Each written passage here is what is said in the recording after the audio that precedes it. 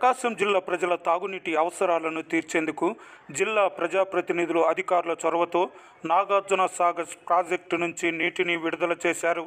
శనివారం ప్రకాశం జిల్లాలోకి ప్రవేశించిన నీరు ఈరోజు ప్రధాన కాలువలో ప్రవహిస్తూ కురిచేడుకు చేరుకున్నాయి.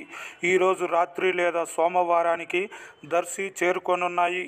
ఈ నీటిని ప్రభుత్వం గుర్తించిన చెరువులలో నింపాల్సి ఉంది.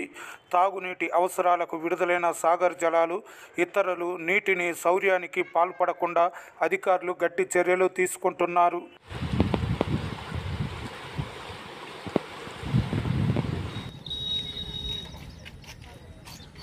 ఫోటో